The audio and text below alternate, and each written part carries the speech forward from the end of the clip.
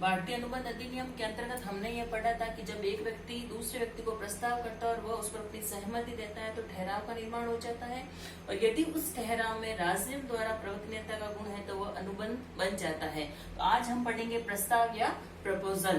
तो according to भारतीय Indian contract act या भारतीय अनुबंध अधिनियम की धारा 2A सेक्शन 2A के अनुसार प्रस्ताव किसे कहते हैं या प्रपोजल किसे कहते हैं? जब एक व्यक्ति किसी दूसरे व्यक्ति को अपनी इच्छा इस उद्देश्य से कहता है कि दूसरे व्यक्ति की सहमति उस कार्य को करने या न करने के संबंध में प्राप्त हो जाए तो यह कहा जाएगा कि पहले व्यक्ति ने दूसरे व्यक्ति के समक्ष प्रस्ताव रखा। तो इस प्रकार जैसे राम श्याम को कहता है कि क्या तुम मेरी कार 5 लाख रुपए में खरीदोगे?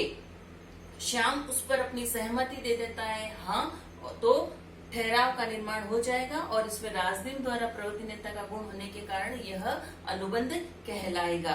तो इस प्रकार प्रस्ताव जब एक व्यक्ति किसी दूसरे व्यक्ति को अपनी इच्छा इस उद्देश्य से कहता है कि दूसरे व्यक्ति की सहमति उस कार्य को करने या न करने के संबंध में प्राप्त हो जाए, सहमति प्राप्त करने के उद्देश्य से प्रस्ताव किया जाता है। प्रस्ताव के संबंध में क्या वैधानिक नियम है? प्रस्ताव के संबंध में सबसे पहले यही 2 पक्षकार होने चाहिए, एक व्यक्ति जो प्रस्ताव करने वाला है, दूसरा जिसे सहमति प्राप्त करनी है। कोई भी व्यक्ति स्वयं को ही प्रस्ताव नहीं कर सकता है। दूसरा, प्रस्ताव किसी कार्य को करने या न करने के लिए, अर्थात प्रस्ताव सकारात्मक या नकारात्मक दोनों रूप में हो सकता है। किसी को कार्य को करने के लिए भी प्रस्ताव किया जा सकता है या दूसरे पक्षकार को किसी कार्य को नहीं करने के लिए भी प्रस्ताव किया जा सकता है। सहमति प्रस्ताव का जो उद्देश्य वह सहमति प्राप्त करना होता है। कोई भी व्यक्ति अपनी इच्छा किसी दूसरे व्यक्ति के समक्ष इस उद्देश्य से ही रखेगा कि उसकी सहमति उस कार्य को करने के लिए प्राप्त हो जाए। प्रस्ताव के संबंध में नेक्स्ट वैधानिक नियम है, प्रस्ताव स्पष्ट व पूर्ण होना चाहिए। जो सहमति देने वाला है उसको स्पष्ट रूप से प्रस्ताव समझ में आना चाहिए। जैसे राम श्याम को कहता है कि क्या मैं तुम्हारा घोड़ा खरीदना चाहता हूँ क्योंकि यह मेरे लिए भाग्यशाली है। यह जो प्रस्ताव है वह अस्पष्ट है और अपूर्ण है। इस प्रकार प्रस्ताव विशिष्ट अथवा सामान्य भी हो सकता है। विशिष्ट प्रस्ताव, यदि राम श्याम को ही प्रस्ताव करता है तो वह विशिष्ट प्रस्ताव होगा कि केवल श्याम को ही प्रस्ताव किया गया और केवल श्याम की सहमति ही प्राप्त होनी चाहिए, तभी ठहराव या अनुबंध का निर्माण होगा। दूसरा जो प्रस्ताव होता है वह सामान्य होता है, जिसे कोई भी स्वीकार कर सकता है। इसमें किसी व्यक्ति विशेष से सहमति प्राप्त करना इसका उद्देश्य नहीं होता है। इसके संबंध में कार्लिल बनाम कार्बोनिक स्मोक बॉल कंपनी का विवाद अत्यंत महत्वपूर्ण है, जिसमें मिसेस कार्लिल जो थी वह एक महिला थी और कार्बोनिक स्मोक बॉल कंपनी जिसने इन्फ्लुएंजा या जुकाम कह सकते हैं इस बीमारी की एक दवा बनाई और उसका विज्ञापन किया कि जो भी इस इन्फ्लुएंजा या इस दवाई की दिन में 3 बार निश्चित विधि के अनुसार उपयोग करेगा या लेगा उसे ये इन्फ्लुएंजा बीमारी नहीं होगी। और फिर भी यदि उसे किसी व्यक्ति को इस दवाई को लेने के बाद भी इन्फ्लुएंजा बीमारी हो जाएगी तो कंपनी उसे 100 पाउंड की राशि क्षतिपूर्ति के रूप में दी जाएगी। इसलिए कंपनी ने 100 पाउंड की राशि बैंक में भी जमा करवा दी ताकि उसे ग्राहकों का विश्वास प्राप्त हो। श्रीमती कार्लिल ने कार्बोनिक बॉल स्मोक कंपनी की कहे अनुसार शर्तों के अनुसार इन्फ्लुएंजा के लिए उस दवाई को खरीदा ताकि उसको इन्फ्लुएंजा बीमारी नहीं हो, लेकिन निश्चित विधि के अनुसार भी दवाई का सेवन करने के बाद भी श्रीमती कार्लिल को इन्फ्लुएंजा जुकाम या वो बीमारी हो गई। उन्होंने कार्बोनिक स्मोक बॉल कंपनी से 100 पाउंड की राशि क्षतिपूर्ति के रूप में मांग की, जिसे कार्बोनिक स्मोक बॉल कंपनी ने देने से मना कर दिया कि यह प्रस्ताव एक प्रस्ताव का निमंत्रण था, यह प्रस्ताव नहीं था। लेकिन जब न्यायालय में वाद प्रस्तुत किया गया तो माननीय न्यायाधीश महोदय ने कहा कि यह एक सामान्य प्रस्ताव था, यह विशिष्ट प्रस्ताव नहीं था, इसे कोई भी स्वीकार कर सकता था। अतः carbolic smoke ball company Shrimati Carlill को 100 पाउंड की राशि क्षतिपूर्ति के रूप में देने के लिए उत्तरदायी होगी। तो इस प्रकार प्रस्ताव विशिष्ट भी हो सकता है और सामान्य भी हो सकता है। विशिष्ट प्रस्ताव जिस व्यक्ति को किया गया उसी की सहमति प्राप्त होगी, और सामान्य प्रस्ताव जिस प्रस्ताव को कोई भी स्वीकार कर सकता है। यह उस विवाद या उस मामले की परिस्थितियों पर निर्भर करता है। प्रस्ताव से संबंधित नेक्स्ट जो वैधानिक नियम है वह है प्रस्ताव की शर्तों का संवहन।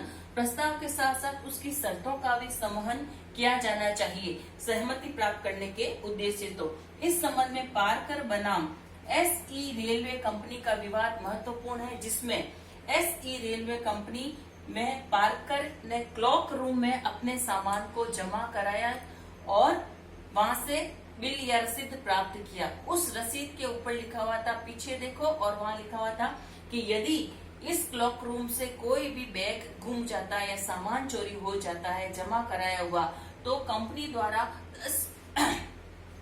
द्वारा 10 पाउंड की राशि क्षतिपूर्ति के रूप में दी जाएगी। पारकर ने अपने सामान के लिए 24 पाउंड का क्षतिपूर्ति के लिए रेलवे कंपनी पर वाद प्रस्तुत किया। न्यायालय द्वारा यह निर्णय दिया गया कि कंपनी केवल 10 पाउंड का ही पारकर को भुगतान करेगी, क्योंकि उसमें उस रसीद के ऊपर लिखा हुआ था कि जो सामान गुम होने की स्थिति में केवल 10 पाउंड की राशि का ही भुगतान किया जाएगा। तो इस प्रकार प्रस्ताव के साथ साथ उसकी शर्तों का संवहन भी किया जाना चाहिए। इस विवाद में रेलवे कंपनी ने अपनी शर्तों का संवहन कर दिया था। नेक्स्ट है प्रस्ताव का संवहन किया जाना चाहिए।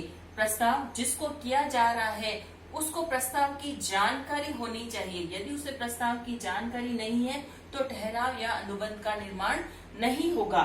इस संबंध में लालमन शुक्ला बनाम गौरीदत्त का विवाद अत्यंत महत्वपूर्ण है।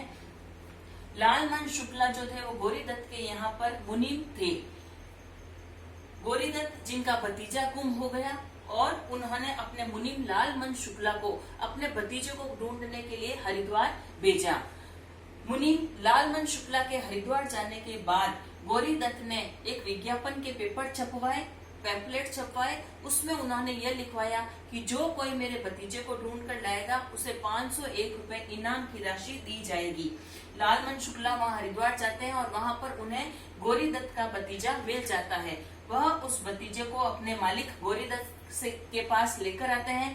बाद में उन्हें पता चलता है कि 501 रुपए की राशि के बारे में विज्ञापन किया गया था, तो वह 501 रुपए मांगने की इनाम की राशि गौरीदत्त से मांगते हैं। गौरीदत्त उन्हें देने से मना कर देता है। लालमन शुक्ला उनके खिलाफ न्यायालय में वाद प्रस्तुत करते हैं और 501 रुपए की राशि की मांग करते हैं। न्यायालय द्वारा दोनों पक्षों को सुनने के बाद में यह निर्णय दिया जाता है कि लालमन शुक्ला गौरीदत्त से 501 रुपए की राशि इनाम की राशि प्राप्त करने का अधिकारी नहीं है। क्यों? क्योंकि यहाँ पर लालमन शुक्ला के हरिद्वार जाने के बाद में विज्ञापन या पैम्पलेट छपवाए गए थे जिसकी लालमन शुक्ला को जानकारी नहीं थी। तो प्रस्ताव का संवहन नहीं हुआ था, इसलिए यहाँ पर यह इनाम की राशि प्राप्त नहीं कर सकता। तो किसी भी प्रस्ताव का संवहन जिससे स्वीकृति प्राप्त की जानी है उसको किया जाना आवश्यक है। प्रस्ताव नेक्स्ट, प्रस्ताव तथा प्रस्ताव के निमंत्रण में अंतर होता है। प्रस्ताव जब एक व्यक्ति किसी दूसरे व्यक्ति के समक्ष अपनी इच्छा इस उद्देश्य से रखता है कि दूसरे व्यक्ति की सहमति प्राप्त हो जाए, लेकिन प्रस्ताव के निमंत्रण में प्रस्ताव करने के लिए दूसरे व्यक्ति को निमंत्रित किया जाता है। जैसे कि मूल्य सूची, जो मूल्य सूची दुकानदार अपने बाहर टांगते हैं कि पेन का मूल्य इतना है, किताब का मूल्य इतना है, वो सिर्फ प्रस्ताव का निमंत्रण है, प्रस्ताव नहीं है। टेंडर्स, जब कोई व्यक्ति ठेकेदार से टेंडर आमंत्रित करता है तो प्रस्ताव के निमंत्रण कहलाता है। जब कोई कंपनी अपने ऋण पत्र या अंशों का विक्रय के लिए प्रार्थना पत्र आमंत्रित करने के लिए प्रविवरण इश्यू करती है तो वह प्रस्ताव का निमंत्रण कहलाएगा। रेलवे की समय सारिणी या टाइम टेबल जो होता है, जिसमें आने जाने का टाइम निश्चित लिखा होता है या जो टाइम टेबल होता है, तो वह जो है प्रस्ताव का निमंत्रण है। कोई भी व्यक्ति उसके खिलाफ न्यायालय में नहीं जा सकता कि ट्रेन समय पर नहीं आई, समय सारणी के हिसाब से नहीं आई।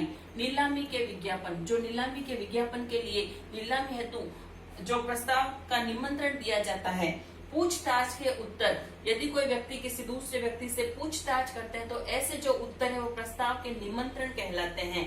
बीमा के प्रस्ताव, किसी को बीमा करने के लिए प्रोत्साहित करना, बीमा का निमंत्रण बीमे के लिए आमंत्रित करना या बीमा के प्रस्ताव करना, ये प्रस्ताव का निमंत्रण कहलाएगा। किसी भी दुकान पर जो काउंटर डिस्प्ले होता है, जो सजावट की जाती है, उस सजावट को देखकर वह जो सजावट और प्रस्ताव के निमंत्रण या के लिए कहा जाता है, न कि प्रस्ताव। बीमा मेन्यू कार्ड, जो होटल होते हैं, होटल का जो मेन्यू कार्ड है उसके अंतर्गत जो सब्जियों के मोल भाव लिखे रहते हैं वो सब प्रस्ताव के निमंत्रण कहलाता है। इसके अलावा नेक्स्ट है प्रति प्रस्ताव व स्थानापन्न प्रस्ताव में अंतर होता है। प्रस्ताव में प्रति प्रस्ताव वह प्रस्ताव जिसमें जब दो व्यक्ति एक ही वस्तु के लिए प्रस्ताव करते हैं तो उसे प्रति प्रस्ताव कहा जाएगा। जैसे राम के पास एक कार है और राम श्याम को पत्र लिखता है कि मैं तुम्हें यह कार 5 लाख में बेचना चाहता हूँ, और उसी दिन श्याम राम को पत्र लिखता है कि मैं तुम्हारी कार 5 लाख रुपए में खरीदना चाहता हूँ। तो यह प्रति प्रस्ताव कहलाएगा। जब तक इस पर किसी दूसरे की सहमति प्राप्त नहीं होती यह प्रस्ताव ठहराव नहीं बन सकता, तो ये प्रति प्रस्ताव कहलाएगा। इसी प्रकार से स्थानापन्न प्रस्ताव, जब राम श्याम को कहता है कि मैं तुम्हें ये कार 5 लाख, क्या तुम मेरी कार 5 लाख रुपए में खरीदोगे? तो श्याम कहता है कि नहीं, मैं ये कार 4 लाख रुपए में खरीदने के लिए तैयार हूँ। तो यहाँ पर सहमति नहीं मानी जाएगी। यहाँ पर कहा जाएगा कि श्याम ने राम के प्रस्ताव पर स्थानापन्न प्रस्ताव रखा है। यहाँ पर अनुबंध का निर्माण नहीं होता है। तो इस प्रकार प्रस्ताव और प्रस्ताव से संबंधित कौन कौन से वैधानिक नियम है इसके बारे में हमें जानकारी होती है।